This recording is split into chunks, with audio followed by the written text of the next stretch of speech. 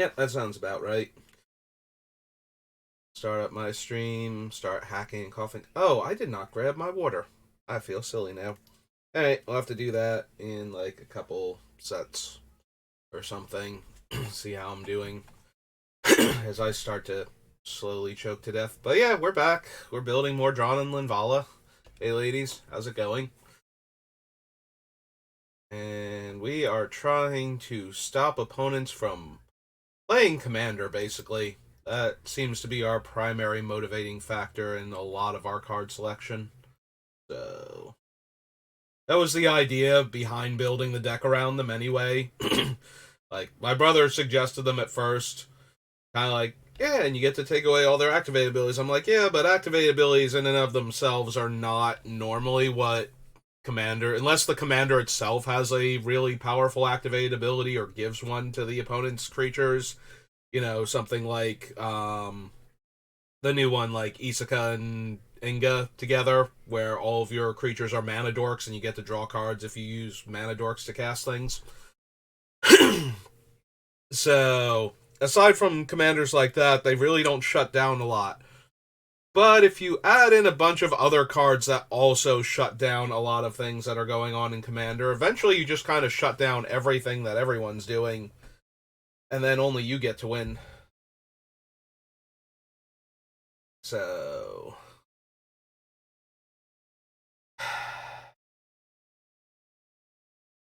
Not gonna lie, I'm super tempted to take Angel's Grace for effects that win you the game on the spot to counter them.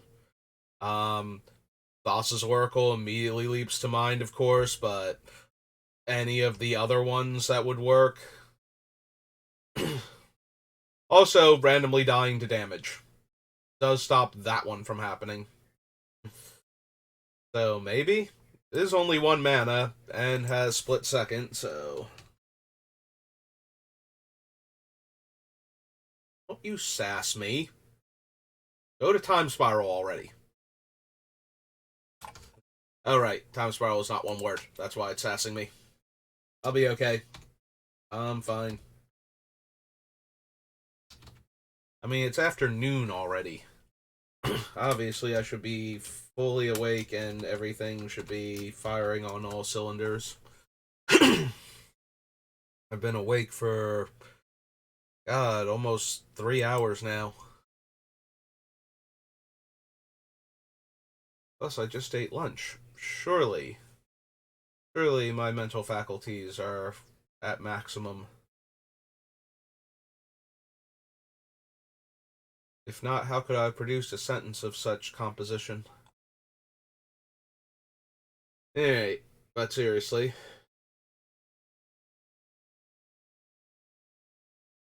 Playing Castle Raptor, Cavalry Master, Celestial Crusader. None of these. Star, Chronotog. No. Still no. I don't think so with Curse of the Cabal.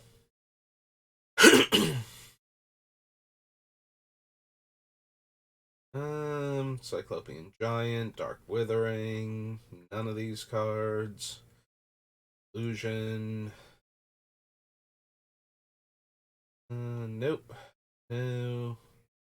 No. Also no. More no's. Faceless Devour, Feebleness. We can run Flagstones. We don't necessarily need to. Then again, I am planning to run some Armageddon effects, so Flagstones is always welcome.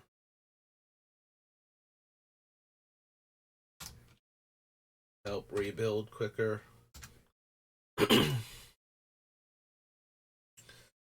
Flickering Spirit, no. Interceptor, Fortify, Gauntlet. Gaze, Gorgon. No value in turning all of my creatures into slivers. Every giant, time bug. Nope. No, no. No to Mangara.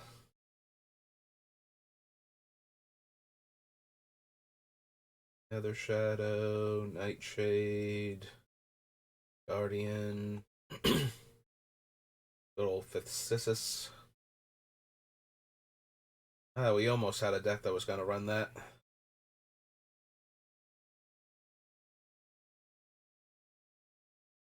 But yeah, even with being able to jump through all of the hoops for it, still kind of not amazing when your opponent has 40 life and you're killing like their 6/6, and it's like, cool, they take 12. And all I had to do was cast this 6 mana sorcery. Like, their creature better die and they better take a huge chunk of damage if I'm going to spend that much mana on one card and only kill one permanent in a game of Commander.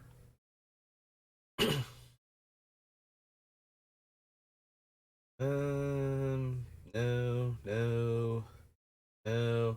Hi, Mr. Stuffy Doll, but no. Sudden spoiling, no. Yeah, we're already taking away all of their abilities. I don't think we need to take away more of their abilities. Sensor Sliver, Vesuva, Bodyguards. Wow, there was nothing in Time Spiral? Like, actual nothing that I want to run? Huh. Okay, then. I am genuinely surprised by that. I guess I could run Return to Dust as one of my artifact and enchantment removal options. Oh, right, we have the Flagstones and the Angel's Grace. Never mind. Like I said, I'm completely awake and fully functional, and my memory's just fine. Why do you ask? Everything's great. I can't imagine what would give you the idea that I might be even the least little bit, even the least little bit, not focused or tired or anything. It was the forgetting my water, wasn't it? That was the obvious tip off. Alright. No, the Angel, no, the Aven, all Ritual, Carrion Worm, Trainer, Edict, no.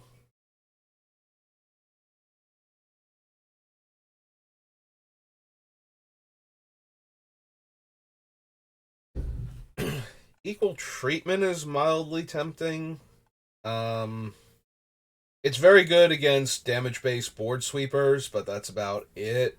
It also, you're about to take like 10 infect damage from a Blightsteel Colossus or something. You take 2, and it buys you another turn to find swords or path or something to get rid of it. But yeah, that's about it. Good old friend Faceless Butcher, Icarid, Last Laugh, Mesmeric Fiend, Morning Tide, Mortal Kombat. I didn't even shout it. I have the techno music playing in my head now. Possessed Nomad, no. Rancid Earth, no.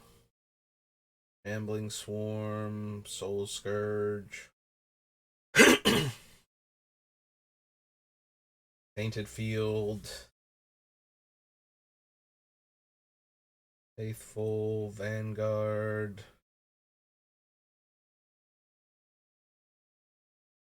Ascendance.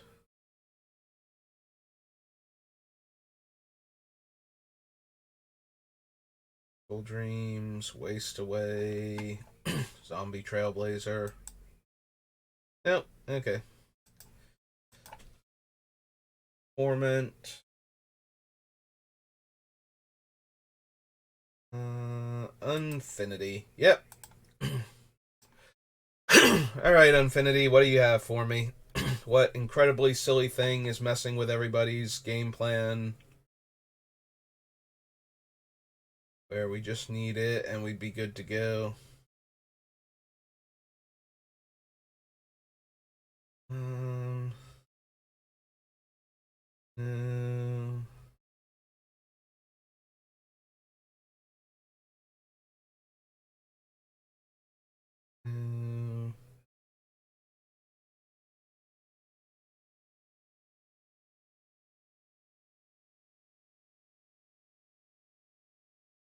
No. Um, no. No. Whenever this creature attacks, proliferate. No. For each one. Oh, this is celebrate. I don't know why I thought it was another sticker. I guess I saw all the numbers lined up and I'm just like, oh, this is another sticker.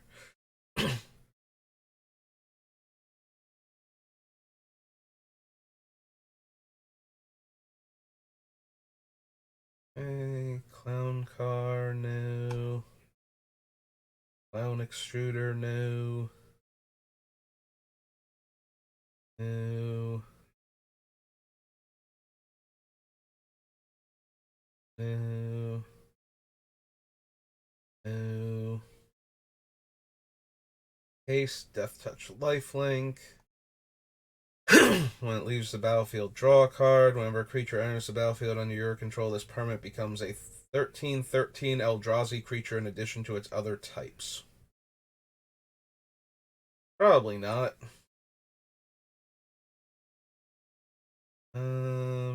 Costume shops. Prowess. Deal 2 damage to any target. Enters the battlefield, open an attraction. Whenever this creature attacks, scry 1. Permanent leaves the battlefield. You may destroy target artifact or enchantment. Outlast. Dies, you get 7 tickets. Draw a card and you lose a life.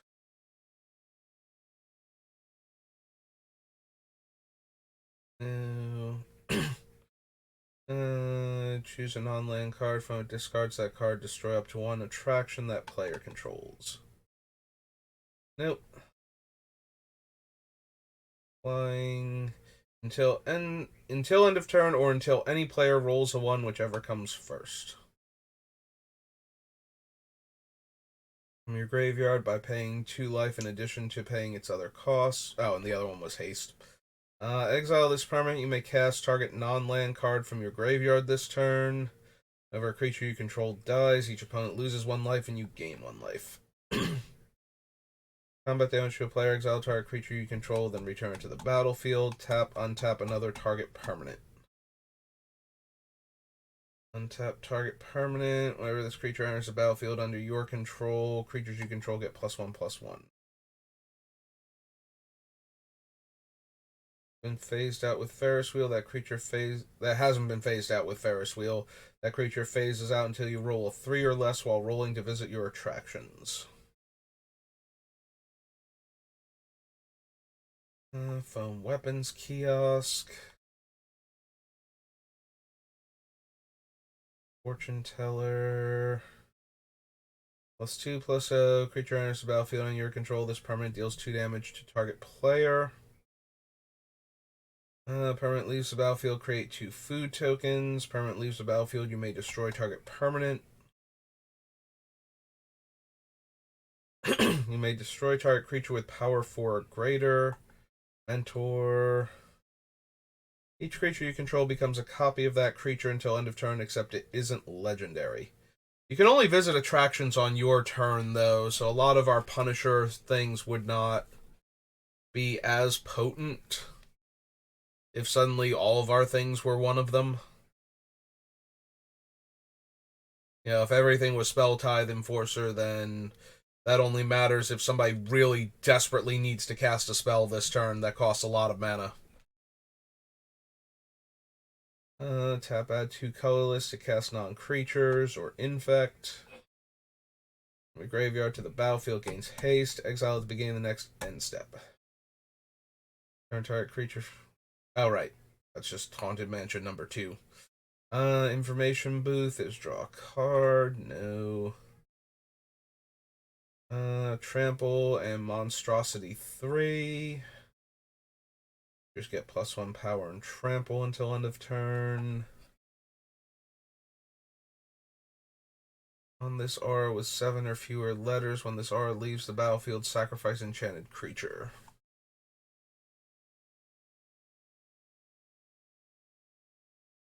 Creatures you control with power 2 or less gain horsemanship until end of turn.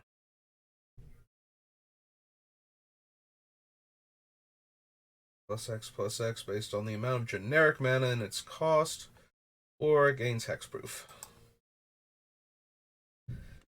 One day we will actually go into Infinity and find a useful combination of stickers or attractions, and we will actually wind up putting them in our deck. Today does not look like it's going to be that day, though. This creature becomes blocked. It gets +1/+1 until end of turn for each creature blocking it. Attacks gain 2 life, Vigilance Reach, Menace Persist. After you roll a die, you may pay 1 life. If you do, increase or decrease the result by 1. Do this only once each turn. Whenever you roll a 6, create a 2/2 black zombie employee. 2 or more creature types, or 5 creatures you control get +1/+1.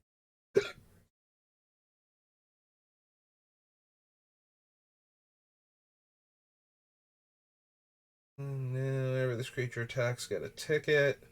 Undying. A Beeble.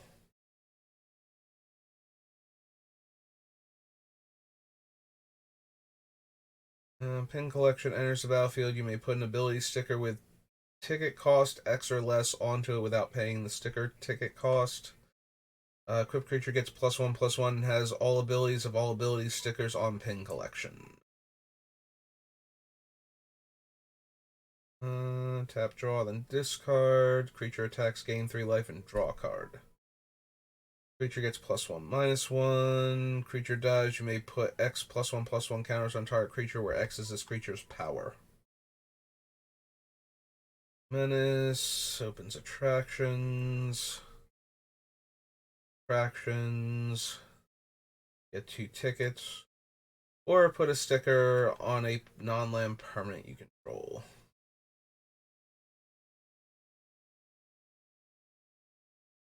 Do the roller coaster.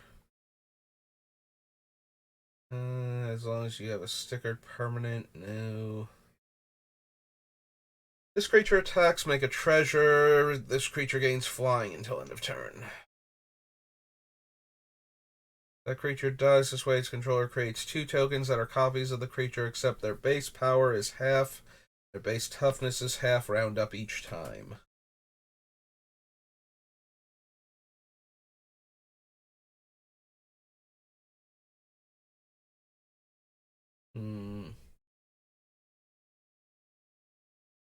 That one's a teeny tiny bit tempting, because we do have a lot of Punisher cards in our deck, so doubling up on the effect at cutting their stats in half, probably not that big a deal.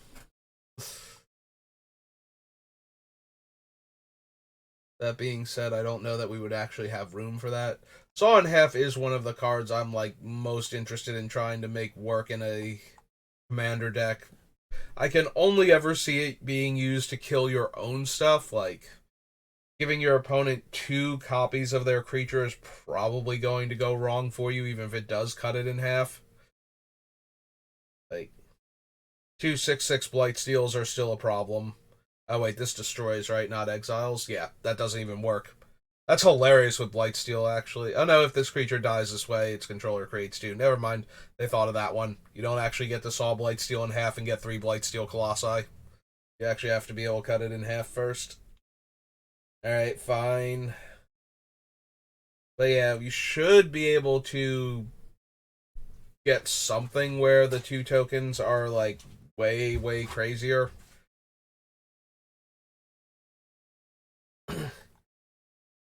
It'd just be super powerful, but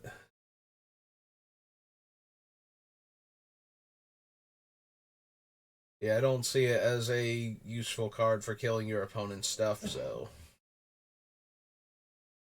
As long as you control a sticker permanent now. Pick it, then you may put a sticker on a creature card in your graveyard. Return target creature with a sticker on it from your graveyard to the battlefield. It gains haste, exile at the beginning of the next end step. Activate only as a sorcery. Go to double strike. Gains all creature types. Magecraft. Draw a card. Destructible. Enters the battlefield. Open an attraction. Nope. Skulk and Battlecry. Oh, hey, here's the last time they printed a card with Skulk. Technically in this thing. Yeah, I think I was having this. I forget if I was having this conversation on stream or in person, but it was one of those things where it's like, when was the last time they printed a card with Skulk? And it turned out that the last card with Skulk was actually from the Walking Dead Secret Lair on the blue creature, which I had completely forgotten about.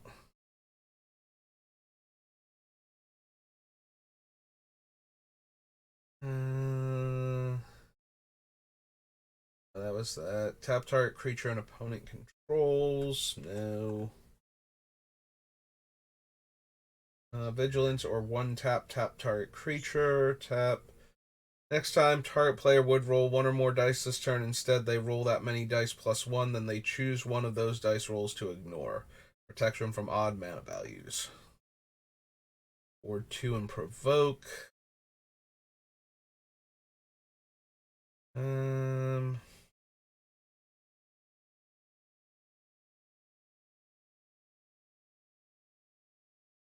Yeah, Starlight Spectacular is one of those cards that if you're in a go wide strategy, it gets super out of hand. Like, oh hey, this was the 10th creature chosen, so it gets +9/+9 now. The one in front of it got +8/+8. And you're not required to attack with all of those creatures, so you can just attack with the one that got the giant buff, and maybe like some of the other ones with some of the medium sized buffs. Exile the top X cards of your library, where X is the number of attractions you visited this turn, including this one. You may play those cards this turn. At the beginning of your next end step, if any of those cards remain exiled, put them on the bottom of your library in any order. Your creature attacks, roll 6-sided die, gets +X power, where X is the result. Then, if it has the greatest power, tied for the greatest power, draw a card.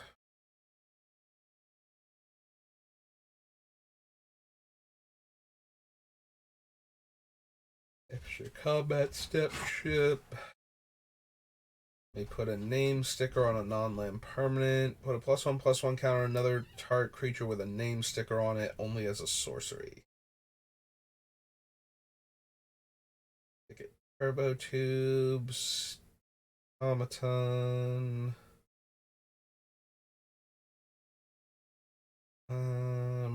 Exile a card from a graveyard. As long as there are 7 more cards in your graveyard, creatures you control get +4 and trample. Trash bins. Death touch, or deals combat damage to a player. Create that many 1/1 green squirrel creature tokens. Choose an opponent, they choose a creature they control, then you choose a creature you control. You may exile the chosen creatures. If you do, return them to the battlefield under their owner's control at the beginning of the next end step. Otherwise, the chosen creatures fight each other. Nope. Turn target non-creature, non-land card from your graveyard to your hand. Whenever this creature deals combat damage to a player, that player mills twice that many cards.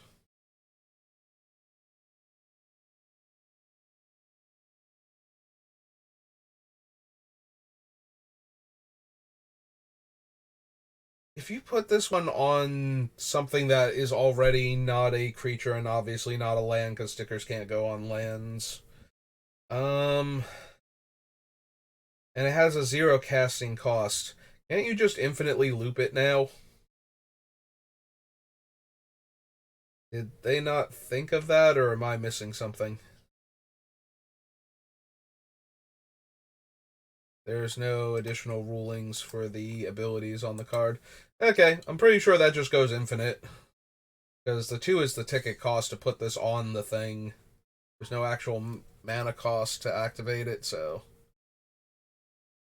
If you were to put it on, like, the bauble that puts a card on the bottom of your deck and then draws you a card, from you, like, card from your graveyard on the bottom and draws you a card, you could just infinitely loop that, I'm pretty sure. No, wait, to your hand, so yeah, you can recast it. I was thinking, it's like, wait a minute, it goes back to your hand, but yeah, it's still a 0-drop artifact. You can still keep looping it forever. Okay, that's interesting.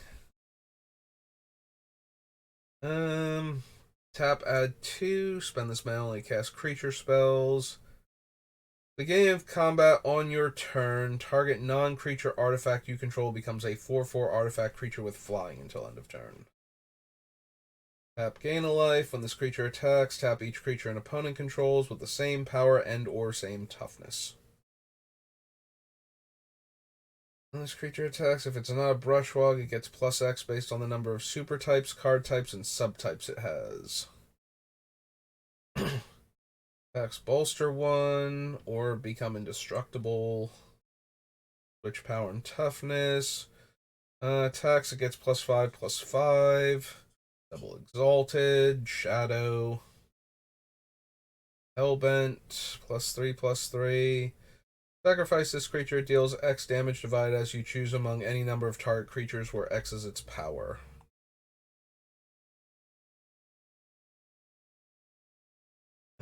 Becomes a tire spell. Put 2/1/1 counters on it or protection from even mana values. Landfall blocks gets minus. Oh, whenever a creature blocks this creature, that creature gets -4/-4 until end of turn. Okay. Have sticker kicker. You may pay an additional 1. If you do get a ticket, then you may put a sticker on it. Creature attacks, put a 1/1 counter on it. Metalcraft. Protection from non-creature permanents.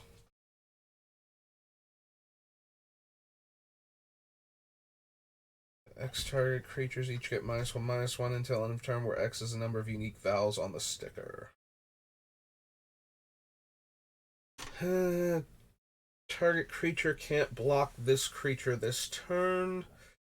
If a creature died this turn, this permanent is a creature. Put a -1/-1 counter on this permanent and draw a card.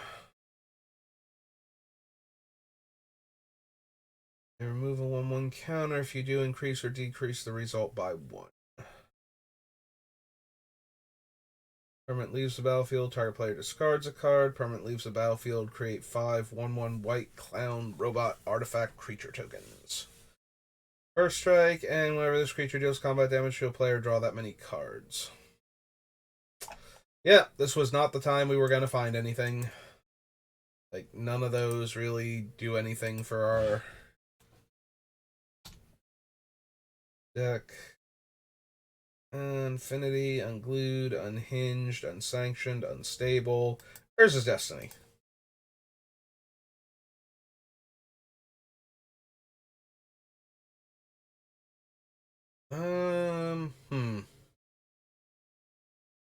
Alright, real quick.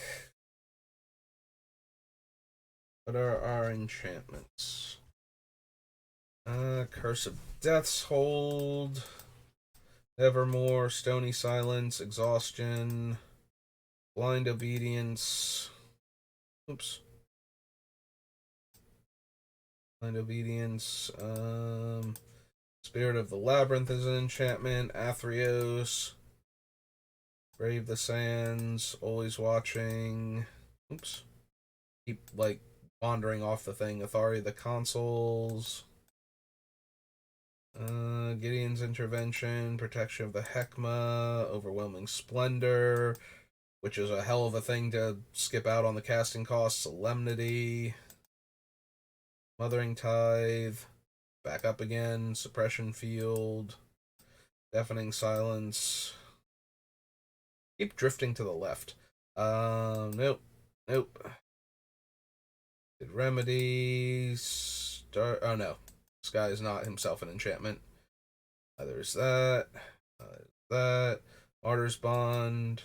Darksteel Mutation.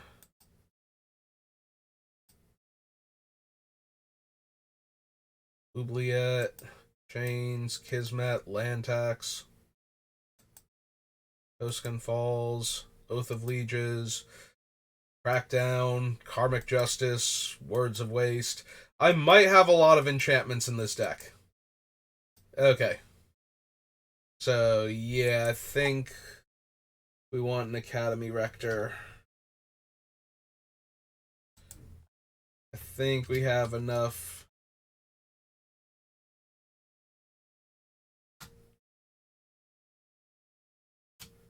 Things. The Human Cleric? An Advisor? Human Cleric.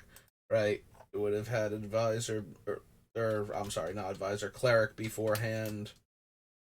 And they wouldn't change that. So 1, 2. There we go. Alright. Apprentice Necromancer. Yeah, next end step, sacrifice it. Attrition, no. Body Snatcher, no. Caltrops. Carnival of Souls. False Prophet. Flicker.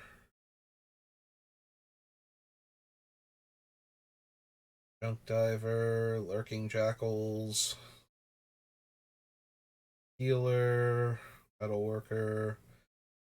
Yeah, I don't think we want Opalescence. Suddenly having all of our enchantments be creatures and die to a wrath seems not the best. Probably want to consider Replenish, though. Replenish seems like it might also be a thing. Or if somebody destroys all of our stuff but doesn't exile it, get to be the happiest of campers with all of our enchantments back in play. That, don't need Scour. Slinking Scourge. Soul Feast.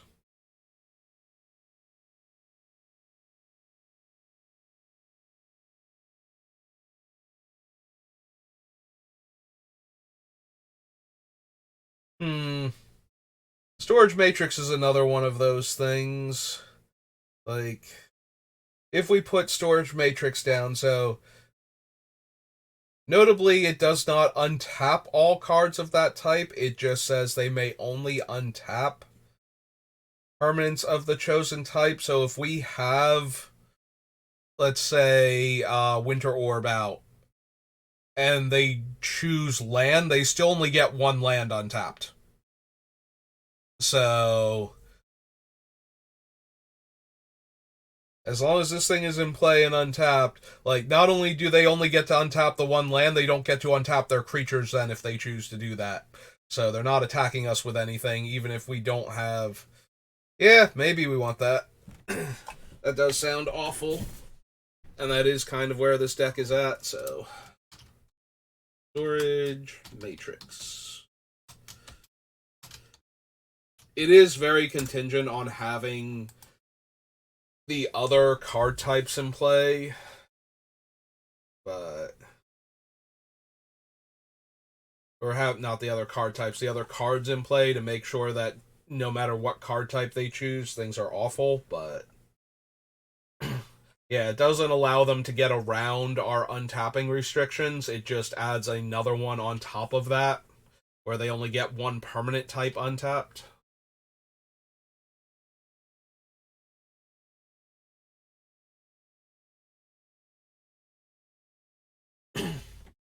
Also, weirdly, would stop Gideon.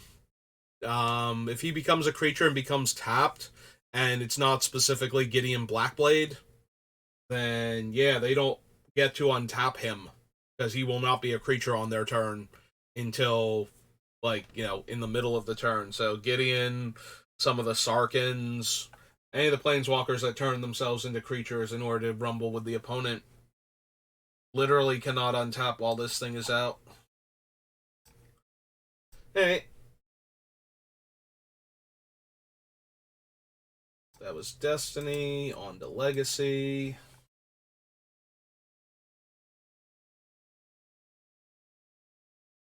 Creatures have vigilance. Tap all untapped creatures that player controls that didn't attack this turn. Deals damage to that player equal to number of creatures tapped this way. Yeah, that doesn't seem worth it. Brink of Madness. All space, no.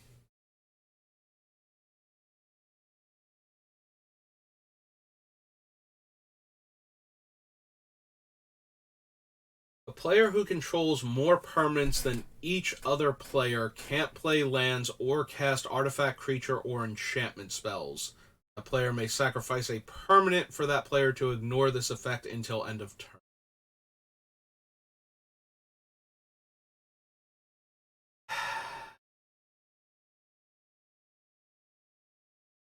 I mean, there's plenty of ways around that. You know, once you sacrifice the permanent, if you can put multiple permanents into play, then it's not really slowing you down or stopping you. It might still be worth it, though.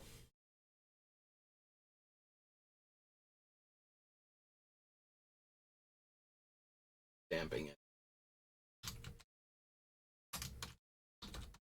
It depends on the opponent, really, like how they're getting more stuff into play than anybody else. Because if they don't necessarily have any, if they're just trying to build a board presence and all we're doing is making them sacrifice like one of the many tokens they're making each turn, it does work until like they have to sacrifice a permanent each turn. So if they're generating persistent value on everybody's turn, but they still have to be putting cards into play. Like tokens won't matter; they'll still get their tokens every turn. So without having to sacrifice anything, I don't know. We'll have to think about it. Like the initial wording makes it sound like it's going to be okay in this deck, but it's probably not going to be ultimately. So playing pro black and get a dead creature back. I don't think so. As good as Karmic Guide is in general, I don't think this is a deck that cares.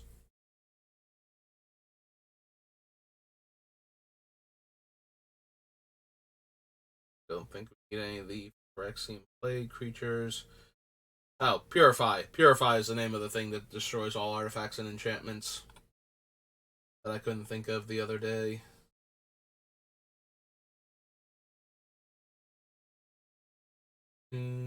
Judgment.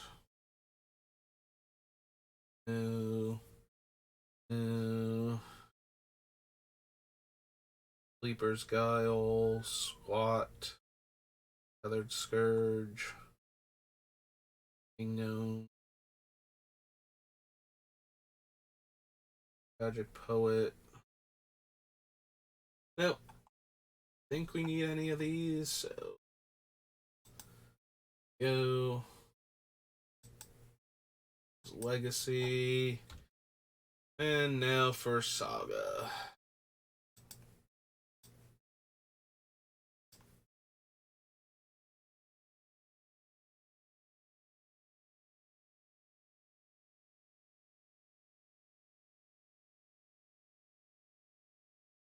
Yeah, giving everything protection from black seems terrible.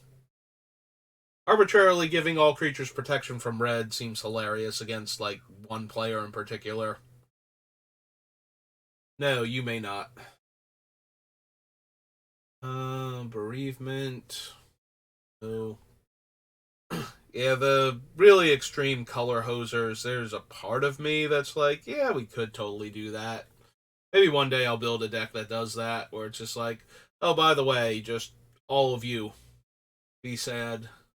It'll probably wind up being a, like, base blue deck, so that way I can use, like, Whim of Volrath to change the colors and land types around to mess with people. I don't think we need Contamination. Clear, Corrupt, Hatchling, Darkest Hour, Fence Formation.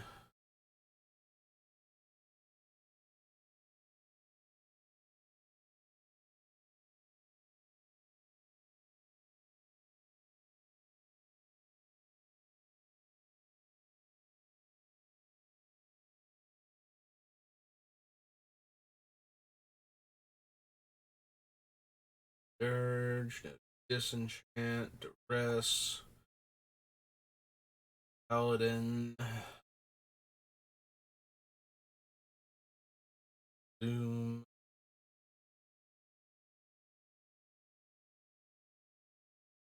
Sun, Faith Healer, Fluctuator, All Cap. All of these so far. Full.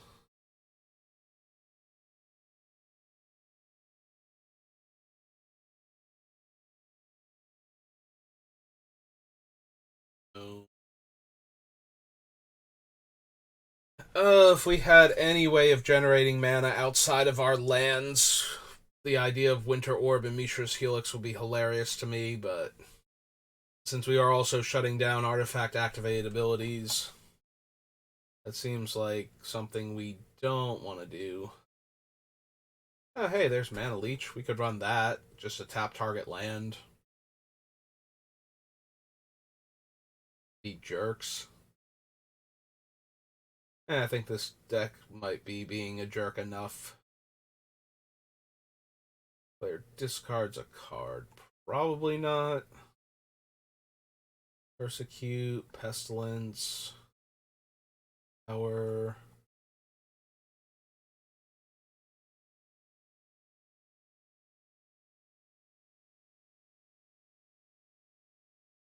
So Planar Birth is very tempting with Armageddon effects in conjunction with our exile opponent's cards that would go to the graveyard. They do all come back tapped, which may or may not be a problem based on our, various don't untap effects, but probably worth it to consider it.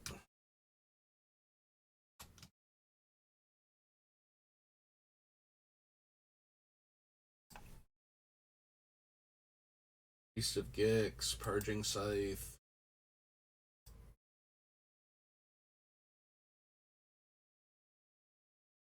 Filth, Scourge.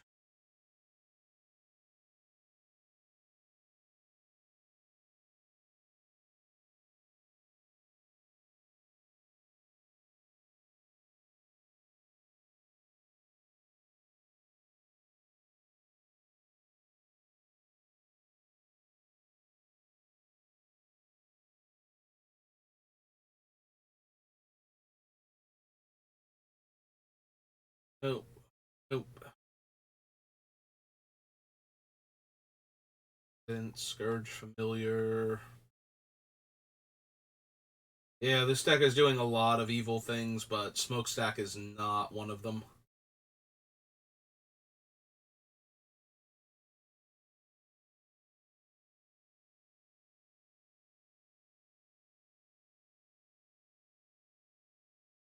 Hmm.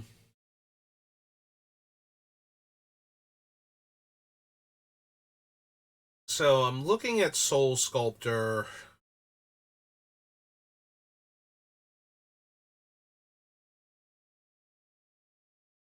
I don't think that one is quite good enough. I am imagining two scenarios. One, turning your creature into an enchantment so it dodges removal and eventually gets turned back on. And two, letting it untap if it's too big and got locked down by one of our like various big creatures don't untap cards. That being said, I don't think so.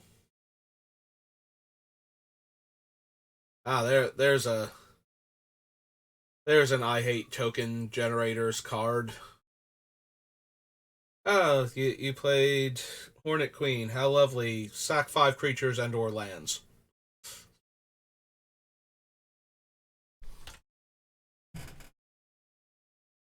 I hope your plan was to keep blinking her over and over again for more blockers.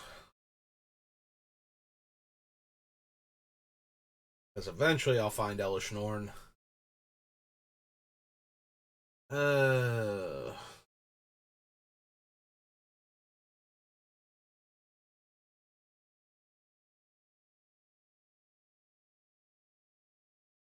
yeah, no, I think I'm down for Tainted Ether. Or at least considering it. It's 2 black black.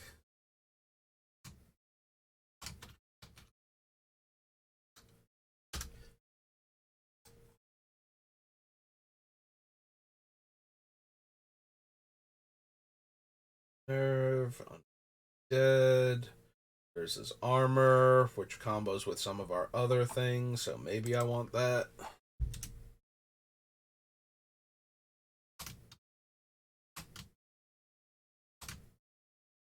It's possible I don't. Like, getting damage down to 1 usually means I don't care enough to stop that one also, but maybe. Also, is a continuous artifact, so I don't have to worry about it getting shut off by my other cards. Western Paladin. Definitely don't need Witch Engine. Yawgmoth's Edict. Moss Will. Alright, so that was the Urzub's block in its entirety. Alright, so after Saga comes Visions.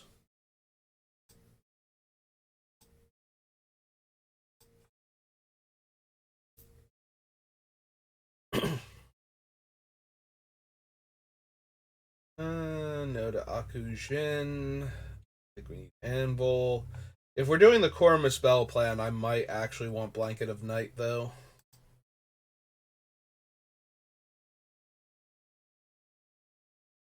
Oops.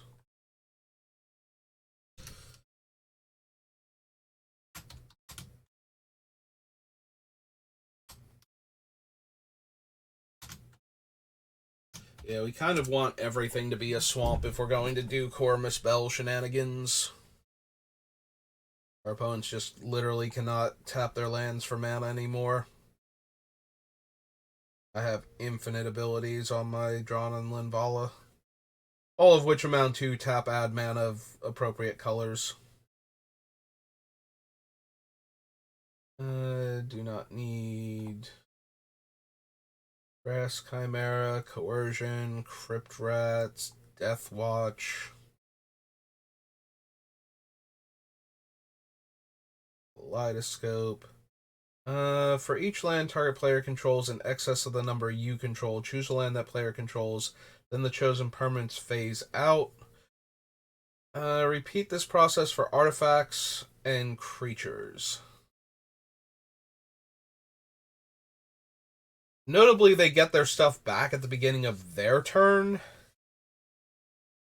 so I can only phase out their stuff. Like, how often is that actually going to matter?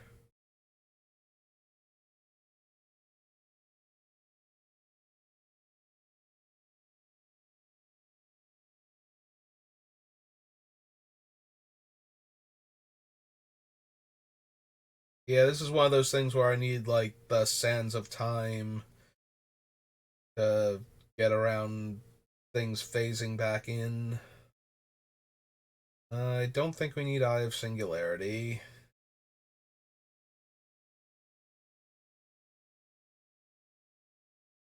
Forbidden Ritual, Griffin Canyon, Helm of Awakening. No.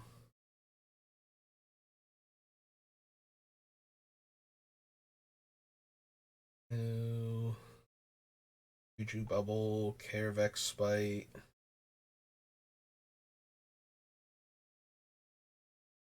Hmm. Longbow Archer, Miraculous Recovery. Necromancy, Necrotal.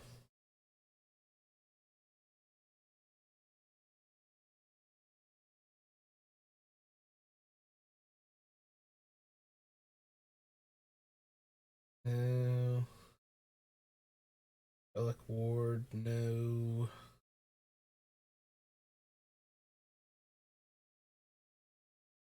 The Resistance Fighter. Retribution. Righteous Aura, no.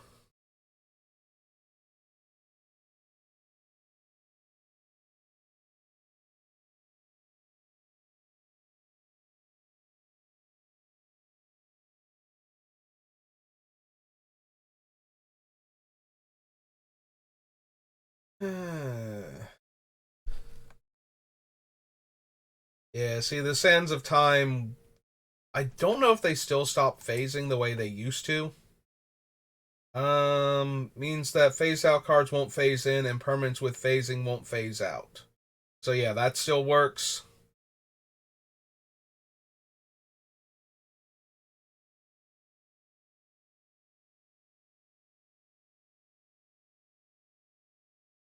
That's what it was. They changed the wording so that it still works when it's tapped.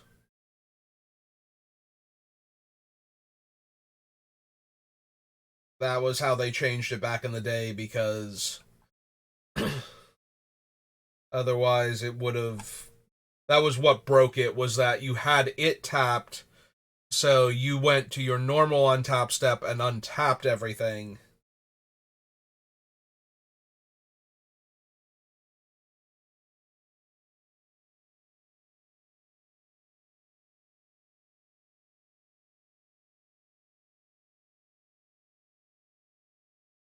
Yeah, now it does this at the beginning of each player's upkeep also, so yeah, okay, not as good for what we're trying to do then.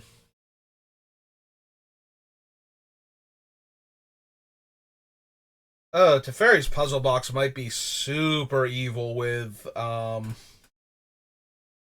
Chains of Mephistopheles. Oh wow, that's actually horrible. Alright, everybody, put your hands on the bottom of your deck, then you draw cards equal the number of cards.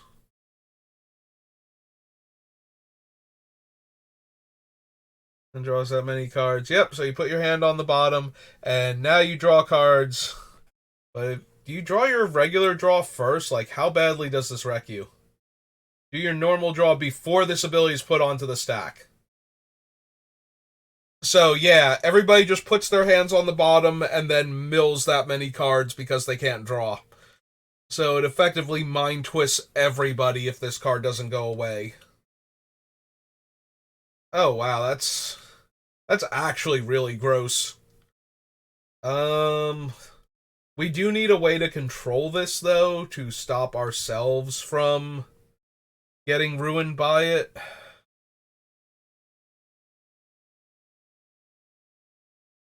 Uh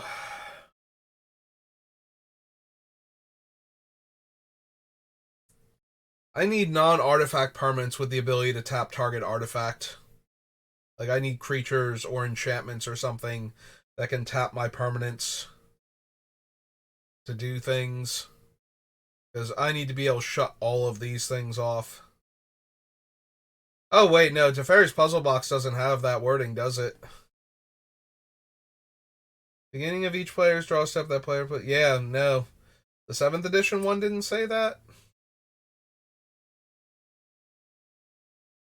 Oh, yeah, no. These ones don't care if it's untapped, so there's no way to stop Teferi's Puzzle Box from wrecking you. Never mind. This is just how that card works.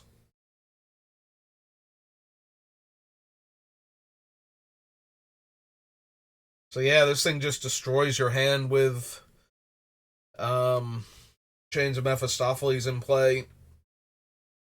And then make sure that, like, you can only draw instants that you can cast in response to the trigger at that point. There's no other way to get around that stupid thing. Oh, that's horrible. I don't know that we want it, though. I don't know if that's actually a thing then, because we can't stop it from working until we kill it. So all of our cards also just go away forever.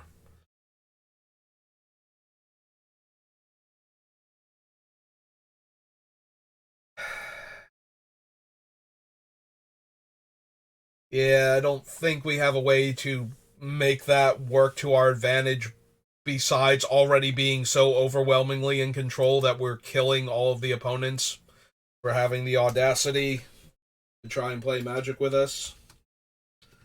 And I'm pretty sure once we're that far ahead, we don't need to just drive that point home one last time.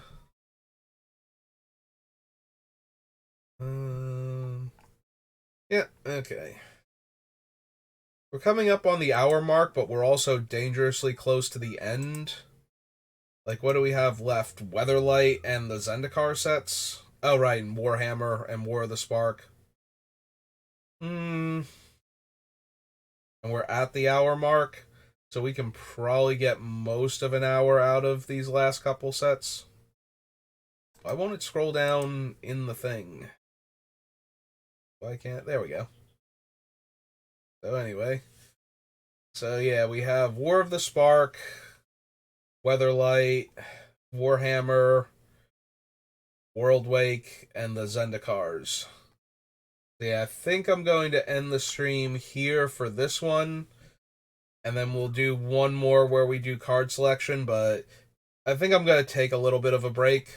Like, I was apparently more tired than I thought when I started this, so I'll be back in like an hour or so, and we'll start fresh, and we'll finish off the card selection, and then we'll probably move on to something else. We might do some more drafting, or maybe play more of the Final Fantasy VII Remake after that. I don't think we're going to go into the actual, like, narrowing down the card list. I think we'll save that for tomorrow, but yeah, I'll be back in like an hour. And if I don't see you then, have a good rest of your day. And as always, thanks for watching, and I'll see you next time.